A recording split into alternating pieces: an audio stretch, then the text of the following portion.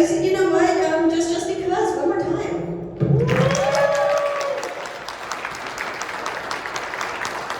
Because we all deserve it.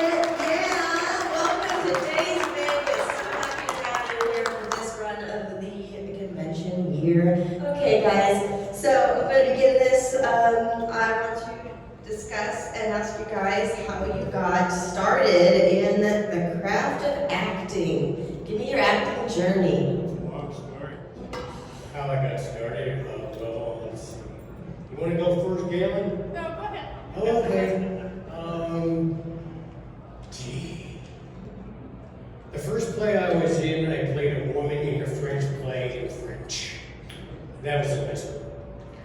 But then, when I became an adult, then I trained in New York at the American Stanislavski Theater at ACT, San Francisco, American Conservatory Theater, and I was like a classical stage actor. And then, did some TV commercials and some TV, and then when this film came around, Romero came to New York, because I knew his then girlfriend, who became his wife later, Christine Forrest, because she and I went to college together.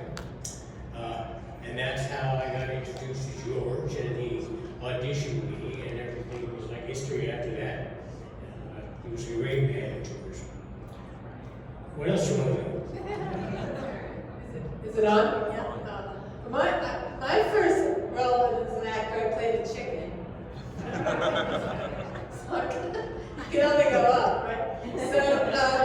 So I was taking, I was working with a literary magazine, poetry, and then I thought, oh, acting could be interesting. So I took classes, and I was doing plays in New York, and then I was in an acting class, and a friend of mine at the time said, they're casting blondes for this role, and this was Dawn of the Dead. And I never heard of George Romero. I didn't know anything about Night of the Living Dead. And but I had a resume, and a lot of the things on the resume I sort of made up because that's what she did. And it was years later that I was on a panel with George, and I said that, and George turned around and looked at me and said, now you tell me this? But we had a great time, and so I got the part because I did a monologue that scared George. The monologue scared him, and I think that made an impression. So when you guys were younger, like before that, did children you always wanted to be actors or performers, or did this kind of just develop later? No, I wanted to be a musician because I'm a pianist. So that was my life mission, was jazz, against the will of my parents, who were going to divorce me as a son because he's equated jazz with drugs and all kinds of things. And we fought a lot. But I still play. I can't really injure my hand, but that was what I was planning to do, but I did play with some jazz groups, and I went to jazz clubs in New York City, and the most famous club I ever went to was called Slug Saloon, and it's still there, and it's like a pure jazz club. And I was really young, right? And I went there the first time I was 15. You're not allowed to drink when you're 15, but the bartender, this big lady, she was so great.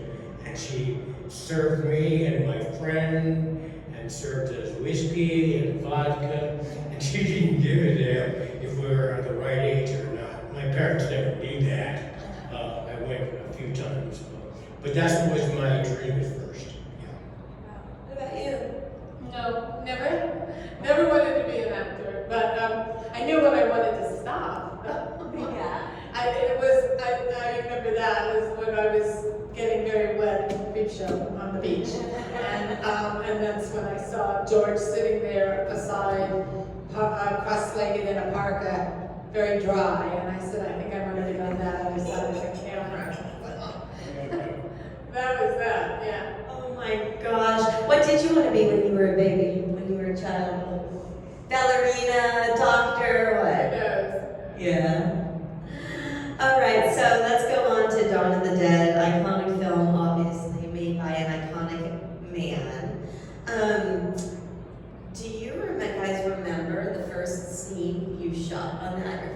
experience on set? Yeah, I do.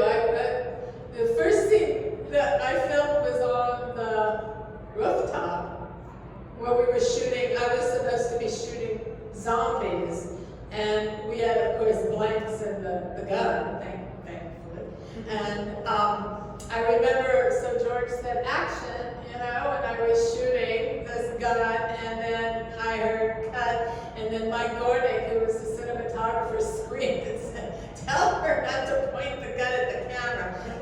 So that was my real lesson about blanks hurt. So I didn't kill Gornick, which was a good idea because the film went on. But that was my first moment in the film. Well, I think the first thing we shot was, we did all the exteriors first. Yeah. And on the roof, as Gaylen just mentioned, and with the trucks, and all of that. I think the first scene I shot was when the helicopter landed. We got out and it was freezing cold. I'll never forget that. I don't know if you remember Gaylen, but George had somebody give us ice cubes. Oh yeah, because it was so cold, you stuck on an ice cube and then it matches So you wouldn't make breath. so you wouldn't see all this breath. And that was the first scene, but then right after that we went into the tenement building, and they blow the guy's head off, and Wooly is trying to go crazy, and I jump on him, and that was quite interesting, I have to say. And then right after that, then we did the scene in the basement where all the zombies devouring and eating each other. You see these things in the script, but when you see it in person, it's a whole different experience. And I looked at George when we walked into the basement room where all the zombies were, and I said, "George, this is really disgusting." And he just grinned and went, "Yeah, I know." On the flip side, do you guys remember the last scene you shot when you had to say goodbye to this project? I think we did one of the last scenes was supposed to be my death scene. I think so. I can't remember, but I think I was originally George. Peter and I were both supposed to die, and Peter was going to shoot himself in the head, and I was going to put my head through the helicopter blade, and we shot it, but George didn't use it, so he decided it was too depressing and dark that we would all die at the end, and somebody should survive, and as if I could actually fly a helicopter. Where we could possibly go with me flying. But Savini did cast a mold of my head, thinking that it would blow up in the helicopter, and then he used it for another effect somewhere else in the film. So nothing went to waste in that. The last thing, I'm not sure. Your death scene? Did you die last? Maybe that was the last thing. Did they film it chronologically like that? With the makeup, I think. Yeah. Yeah, no, you're right, actually. It was when Roger becomes a zombie, and that is happening, and Kenny's sitting there with the gun, and that was interesting to play that, to find some kind of reality, what is that in and out. I asked George if to bypass Kenny being shot on the screen, because I didn't think it would be very sympathetic. And he decided not to, which I was thankful for. I wasn't parading my ego as an actor, I just asked him politely, and then he never did it. He never had me blown away in the screen. But it was fun doing that, it was interesting. So the makeup was, I thought, quite good for that. It was a bit different than everything else. You know how they did the makeup on that? Anybody? Who knows? Was it some sort of appliance that shrunk as it dried, so that's why it brought out the wrinkles on your face? Yeah, it was this tissue they put on, it was a solution, which I don't remember what the solution was. And then they would blow dry it over and over and over and over, and just shrank my skin. And then once that part was done, then they put the makeup on top So, Gaylen, I want to discuss with you, in last time I saw you, I believe it was in Chicago, and I brought a special item for you to sign, a figure skate. You had a skating scene in the movie. Can you tell me the challenges of filming that scene? Well, yeah, the skating, in a resume for actors, you're supposed to put special skills. What do you do? So you add up everything you ever did in your whole life, like, horseback riding and, makeup. So I put it, because I used to ice skate when I was 5 or 6 years old. So I put ice skating, and it was one quiet night at the mall, and I was sitting on the bench, and George came over to me and goes, we don't really have anything to shoot right now, but you ice skate, right? And I go, sure. So there was, at the time, a big skating rink in the mall. So he said, well, we're going to bring the crew down, and we're just going to have you skate around a little bit. And I went down, and I went, oh my God, I hadn't been on skates in 20 years. So I go down there, and there's a guy at the skate shop, and I said, you have to get me back on skates now and talk me through it. So you'll notice the scene has got music and without sound, and I'm skating around, but there's a guy screaming, look up, don't go there, don't go there, and keep going, and I'm thinking, and I remember George going, we got it, it's good enough. Like, liar. He got the shot. It's actually pretty eerie though. Yeah. Once it was all put together. Yeah, looked great, good editor. Pretty That strange. movement did a great job editing, yeah. Well, you know what? Growing up a figure skater, I'll tell you, a lot of times we're in the rink kind of alone. Sometimes I'd be there with just me and the Zamboni driver there. And it is very eerie because it's very echoey, kind of like this microphone in this room. It's just, there's no bodies, high ceilings, it just echoes like an amphitheater, and it is super eerie to be in a rink alone, so accurate. But it was eerie was one way to describe it, yeah. Okay, do we have any audience questions? Yes. How did you guys feel about the original ending when you read that both of the characters were going to originally die? Was it the general consensus of everybody that, maybe we shouldn't do this, have them both commit suicide? I thought the ending was fine. I thought I didn't have an opinion about the ending, and yet I understood why George changed it. It's the same, reason why. What's the other film with I can't remember the name of it now. He changed the ending too. A lot of filmmakers change their ending, either because they test it out with audiences and they think it's too dark. Jordan, what's his name? What? No, the director Jordan. Jordan Peele? What? Are you talking about Jordan Peele?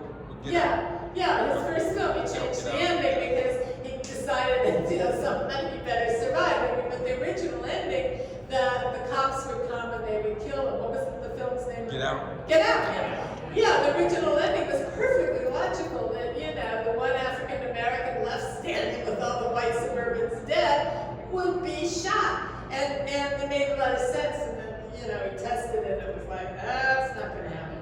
And I think Wrong climate for that. Wrong climate for that. well, not just, it was a logical ending, but it didn't please the audience. And I think that's the same thing that George felt. My questions for the both of you. What was your favorite particular scene that you shot on the movie, if you have a memory of that? Scott? Well, there were several, really. One was the very last scene where Roger says he's not going to try not to come back. Well, duh. Was he able to do that? No. But he had an ego, he thought he could. That was really interesting because that was really challenging because I know it was going to be super close up. One scene that I really enjoyed doing was an improv when Ken and I are in the trucks and we're bantering back and forth. That's not in the script, we just made that up on the spot. That was really enjoyable. There are a lot of scenes I really enjoyed doing, but that was in particular to my memory, a great memory. I liked it when you went down the escalator. That was, Oh, you were that- proud of that, right? Yeah, that was not planned. The script says Roger runs down the escalator. And I was standing up there, and I said to George, what if I slide down in the middle? And he just kind of looked at me quizzically. And I said, I'll be okay as long as you have two people on either side to spot me so I don't break my back. And he said, okay, and we did it in one take, you know? And so that was really fun, but apparently you can't do that at the mall anymore because they have these stunts. You know, when you destroy yourself if you try to do that. Yeah, I think, you know, we were filming in the mall, and it was a point where I said to George, you know, I think, you know, the guys are, you know, getting more leverage than this woman, and we need to balance out this foursome here a bit. And so then George rewrote the scene where I come back in and do my bit about I would have made you all breakfast, but I don't have my pots and pans. And said I want to fly the helicopter, and then get all the guys eye rolling at that point. But yeah, I love that scene. And I like that George decided to give it to me. Do you either of you have a most challenging scene that you shot?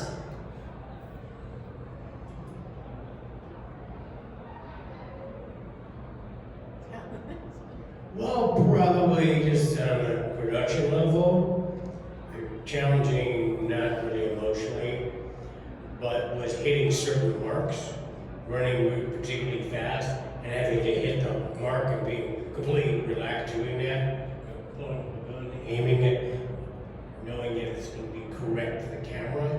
You know, that's a big concern you have as the actor, but you have to be present, you have to be alive, you need to be authentic and truthful doing that. So, you know, you work that out in rehearsal. And George was great to work with because, you know, he'd rehearse you and then he'd give you a lot of freedom, except when it came to the camera. If you had to hit the frame, you gotta hit it. If it's really close, you gotta hit the frame, right? So that was challenging because we're like physical activity. Like, remember when we were in the store and we're hooting and hollering and I'm drinking olive juice out of the jar? And then I say to Kenny, watch this, and we're running through, you know. That was really fun, because that was largely improvised, and the camera was pretty loose the way it covered us, you know. So that was great fun, actually. I think, you know, I don't remember anything. The challenging one, the one scene I remember that was the most difficult for me was the one where we're at the airport. You know, and there's the zombie, and I'm there, and David's in that hangar, and we never really figured out what to do with that because that was the moment she was just helpless, and David was supposed to, you know, his flyboy was supposed to save her, and I had a lot of problems with it because I kept asking George, what am I supposed to do? You know, what am I doing? He said, you don't have to do anything. You know, he's going to come save you. And I said, well, I'm not going to scream and I'm not going to cry, so what are we going to do? And I think, so it was, and then in the post-production, he put a few screams and cries in the sentence later, you know, but that's what a director gets to do. Yeah, something that was disturbing to me was when Ken Forey as Peter shot the two kids who come out of the closet. That was like startling. Oops. Is that necessary? You know? So is there anything about the movie that you would change? Yes. I don't think it needs a pie fight. Favorite. No, plot-wise, I don't think it adds anything. It's fun to watch. It's kind of really offbeat, but I don't think it really serves the story that much. If you want an honest answer, that's what I'm telling you. You can tell George that, he'd probably laugh at me. He's not alive, so. He's looking down. He's looking down. He's like, wait, what? He's just grinning like crazy. I think I would lose the engagement dinner. It was sort of a lose-lose all the way around. I would have gone out with Ken and drank the bottle over your grave instead. Yeah. You have one, yeah. So this one's for Scott. When you guys are moving the trucks, the scene where you get bit, what was George telling you that was happening with the character? Because you're pretty hyped up with the directness. How was he directing you, telling you what was happening? With the camera? No, with your character. Because you're really hyped up with directness in that scene. I'm kind of curious what. The scene when you're moving the trucks, what was George's direction to you? Me personally or visually or what?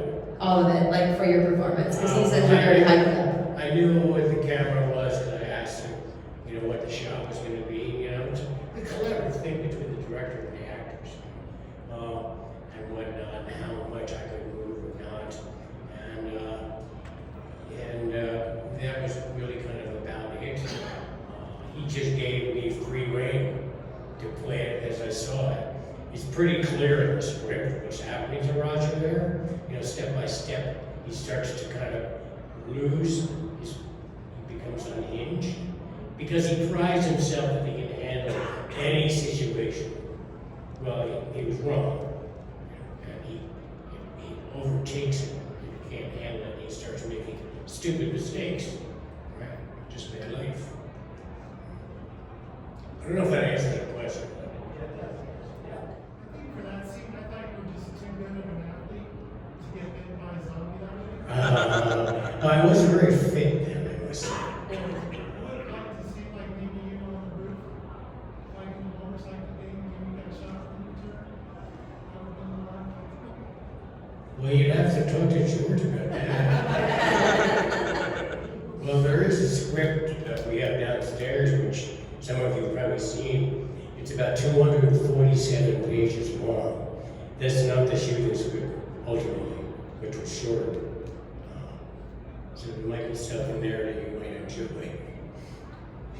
So Scott, because you died before the motorcycle scene took over the mall, do you wish that would have changed where you could have been a part of that? No, I was happy not to be in it. Okay. I thought, Savini could take care of it. He was a crazy nut. He still was, he was. He's a good man, he's a good soul. And I enjoyed watching it because I wasn't involved, so I enjoyed as much watching it take place. And that motorcycle gang where it was partially real gang members and partially actors, right? So there was all this kind of anticipation, like, when are we going to get that scene? When are they going to arrive? Where are they going to arrive from? And, the real gangsters, but half actors. Yeah, they didn't quite know the concept of cut, so they just kept going around the mall, and I think that one of the biggest expenses was that they had to repave the entire mall floor, the motorcycles. Anyone on this section has a question? Brandon? Night of the Living Dead was already a classic by the time that you guys were working on Done. While you were reading your scripts and everything, did you have any idea that this film was going to be just as iconic as Night of the Living Dead, and that you're going to be a part of a legacy of horror as big as it is now? Can I answer that? No. No, did not anticipate that. I thought some people would hate the movie, and not because of my opinion about it, but because of what it was, and because it was so violent.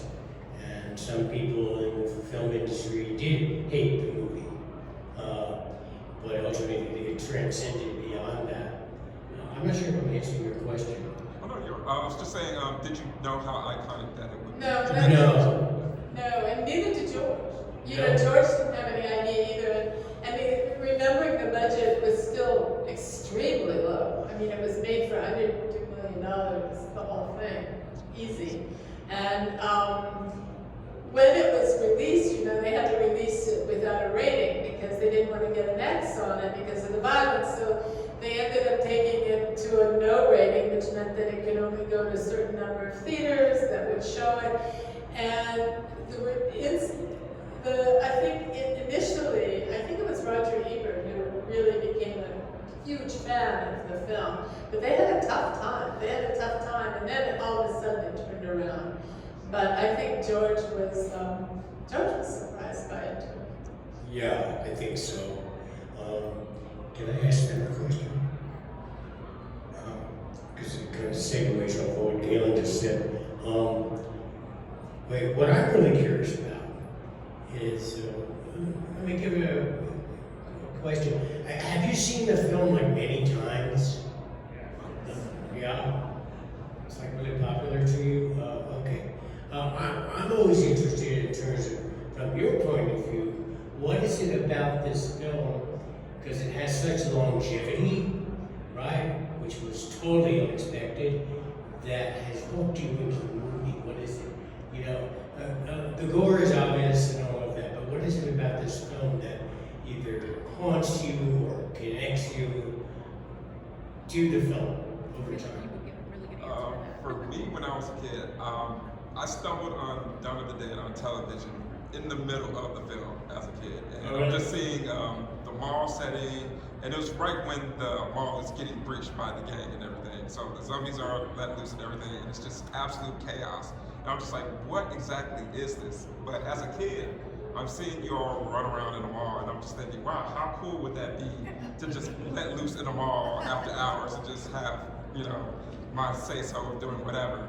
But that also ties into the fact of like, it has that social commentary about consumerism and how we all want to be able to have our say-so, grab anything in the mall and do whatever we want to. And you know, it's just the fact that it's a fun setting, great cast, a lot of things of that nature. But that's my opinion. Can you all hear him? Oh, okay, great. And you have one, right? Yeah. Okay, yeah. Mine's kind of like the same thing he said too, but also saying how it would struggle to like survive this zombie apocalypse. Because of course, maybe you're like in this big mall and yeah, you got everything you need, food, entertainment, all that stuff you need. But then after a while, the stress of it all just breaks you down and breaks you down. So like, how much longer can you stay like this? And think to yourself, how longer can you last? And is death better or just trying your best to stay alive? So yeah, you can also tackle the psychological stuff. Interesting. Right, Sue. I found that out of all a lot of the zombie movies that I watched, this one is the most relatable to the characters, as they're played as people you can imagine yourself being. Everybody has their emotions that they show very well, and I think I relate to multiple characters at different times in the movie. I know I talked to you yesterday. I relate to you the most right now, and I just think you guys did a wonderful job with your characters. Thank you. I like that it's a time capsule. You can see all the shops from the 70s and Yeah. you won't find that anywhere else. You know, just thinking about that, you know, when the HBO series based on the video game was it? Last of Us. Thank you.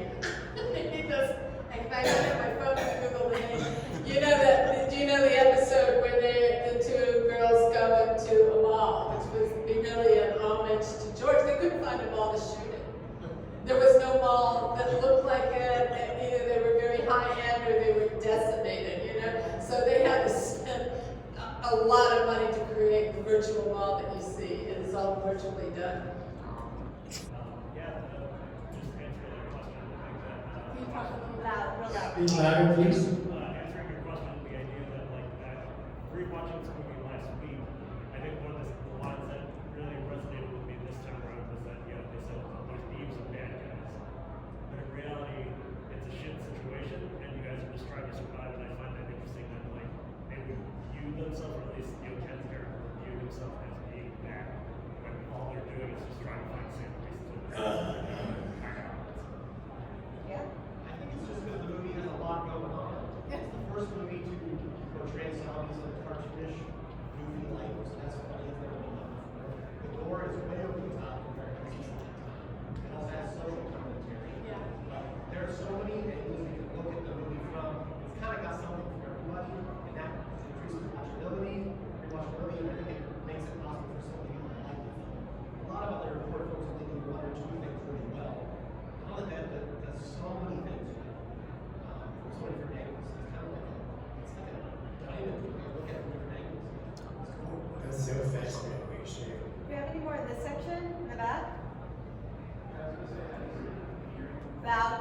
Louder, please. I just like the whole DIY nature of the movie. DIY nature of the movie. Yeah. It was just made up on the fly. It was, I just love the idea that just we're just going to take over this mall. Yeah. I also think, one of the lingering things that people love is that the zombies had characters, You could actually start to identify them with them. And, George identified with them. It was crazy. I mean, the nun zombie, he made me let her go because she was a nun. And I guess the Hare Krishna, I could kill him. That was okay. But, each of those zombies, the baseball kid, and the nurse, and the one who falls into the fountain, they all took on these characters, and I don't really know where you see any of these zombie films where you start to, anyway, empathize with these No, that's zombies. really good because they had a history.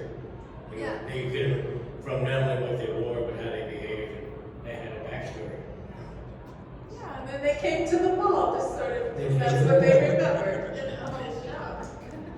Ranger, you have one? So the only other thing I wanted to add was on the survival part, like watching how you fortify the wall, what you're doing to reinforce it. So then I was looking at myself like, what would I have done in addition to things that maybe you didn't have time to refortify the door, set more booby traps, get hidden doors in there. Yeah, that's a Romero call. That's story. It's basically story. Yeah. Any other thing you want to add in the back? Yeah. I would just say, like, for all of our, it's vicarious exploration of, like, terrifying or scary or existential situations. It's just the fact that you guys did it so well. It makes you, because there are so many levels of layers. That's why that was good. And also, I think, George, sort of the premonition he had at the beginning of the film, when there's just chaos in the television center, and, the anger, people are being thrown things and nobody believes them, and, this general panic that he so, had his finger on, and I think, we all sort of fear at any moment. It makes you think if I saw this broadcast on TV, Yes. what would happen from that? Jesus, yeah. How would I handle this? Exactly. You're just not right. Exactly. You know what's interesting? You may be aware of this. While we were shooting the film over this 3-month period, there was a front page article in Newsweek that said the mauling of America, and then there's a subtitle I think is what's to come. Right? And it was kind of prophetic because oh my God, we're mauled over by malls. I mean that's what happened. George he had his own, really own views and vision of things. That was what made him such an interesting person, interesting man, and an interesting director. He was a very kind person. He also was, I would just add, and to what Scott said, he was a visionary in many ways. I mean, the film Day of the Dead, the one that was originally supposed to have been made, not the one that he actually ended up getting funding for, but the original big script that he had in mind, which was sort of zombies meet Blade Runner, this world that he created. The idea was that the zombies would just be kept as the working class. They became the third world for all of us as long as we fed them. And then everybody else, lived and prospered from that. And I think, he was, again, there was another sociological, economic, thinking that George had and would have been really, again, prophetic. Do we have any more audience questions? Yes. Sitting here nearly 50 years later, having been on a bunch of panels and sitting here nearly You went 5 years 15, later, right? 15 years later, if you could send a message or a dialogue to somebody watching the movie for the first time to hype them up or be sentimental, what would you tell them? For somebody who's going to watch it for the first time,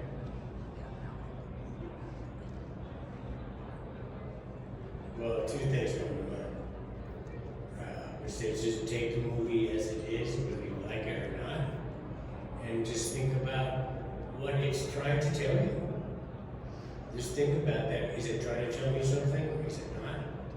You know, what's working and what's not? You may disagree with some of the stuff, right? Socio-politically and whatever, but just look at the movie and see what it's trying to tell you. That's what Romero was trying to say. I would just say, buckle up and have a good time. Buckle up. That's right. Speaking of that, that's a great thing. Okay. Buckle up. It's a great thing. Buckle up. George knew how to have a good time. Yeah. He did have a great sense of humor. And he had a great sense of humor, and the nice thing about working with him is that he was very relaxed as a person.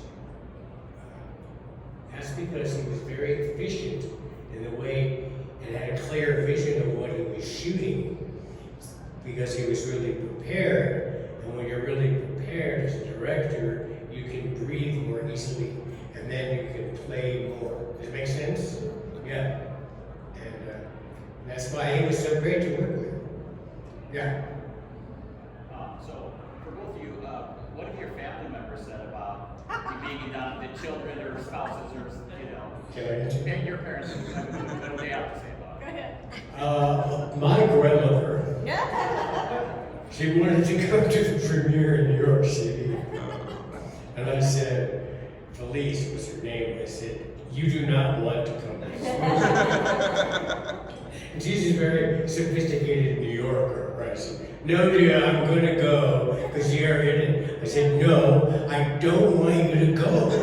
You don't need to come see this movie. And she was a very strong-willed person, and I said, what can I do? Anyway, so I go up in a cab with her, we get to the movie theater, we go in, we sit down, and then as soon as the guy's head is blown off, she grabs my arm, and she says, I'm going to leave now.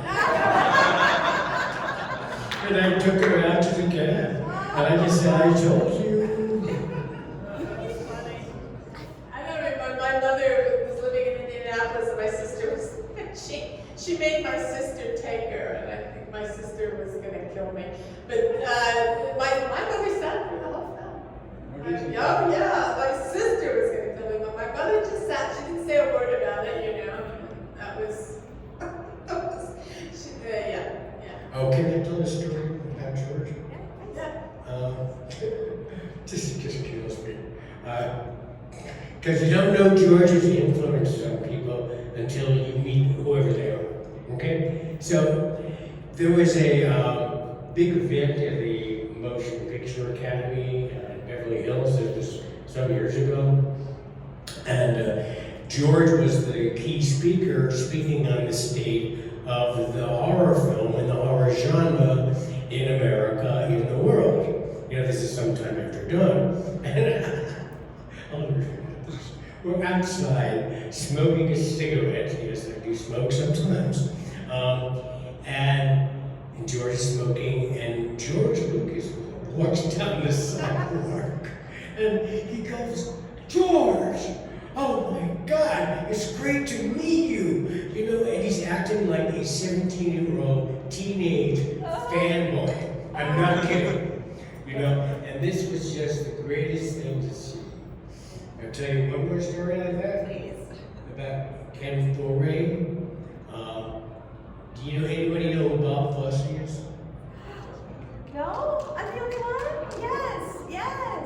Gaylen, explain who Bob Fosse is. No, go ahead. He was a genius. He was one of the most famous and innovative choreographers on Broadway, like ever. He kind of changed the whole style of dance and whatnot. Yeah? He's like an artist. What was the film based on this one? All that jazz. All That Jazz. That film came out based on his life. Roy Scheider, played by Bob Fosse. So the film was up for an Academy Award. I'm sorry. I was running a limousine company for a year during that time, and we got a call to pick up Fosse at at the airport in LAX in Los Angeles, okay, for the Academy Awards. So I said to Ken, Ken, you want to drive on the scene? He went, yeah, sure. So I kind of trained him, and then he picked up Bob Fosse, and this is the God's honest truth. Keep in mind, this guy is this exclusive Broadway choreographer. Gets in the limo. This is no shit. There's a glass door, a glass thing. Partition. He slides it over, leans forward, and looks at Kenny in the rearview mirror and said, "Oh my God, you were Dawn of the Dead. That's my favorite movie." Oh, wow. Swear to God. No way. And this way, I'm a Fosse girl myself, you know, studied and danced a long time, and so yeah, you that's never amazing. know. It's just crazy. Wow, I'm gonna have to ask Ken next time I see him about that one. Yeah, ask him. Oh my God. So tell me about that time you met Bob Fosse.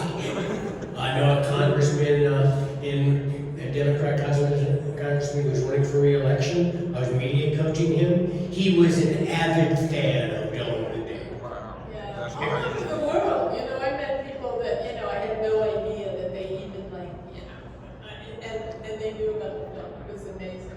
Any big influential stars did you witness Not geeking stars, out? just people who were not stars, that were like statesmen and, you know, all sorts of people that, you know, you would think, and, Crazy. he had a wide audience, that's for sure. So I would like to, you know, I have to say it's interesting to know the films that, you know, followed George and sort of had their legacy. And Jordan Peele, I think, is certainly one, and Shaun of the Dead is another.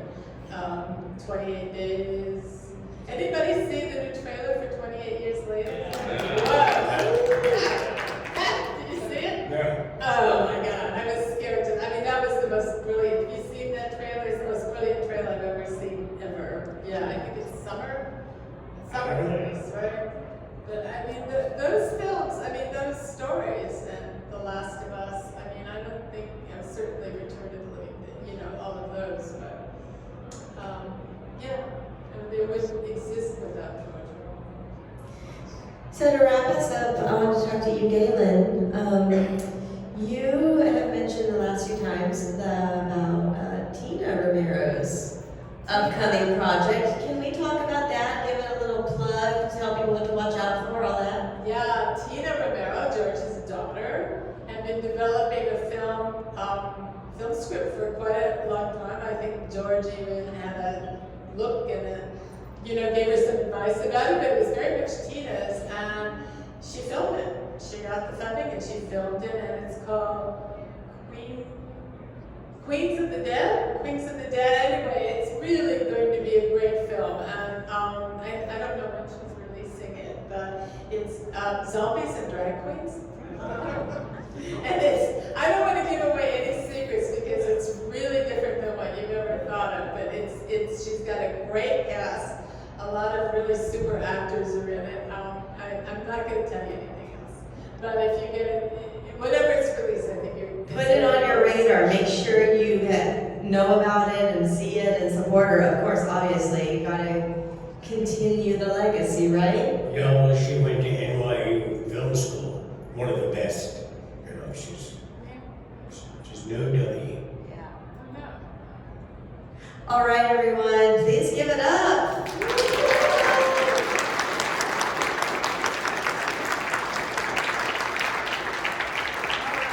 Thank you.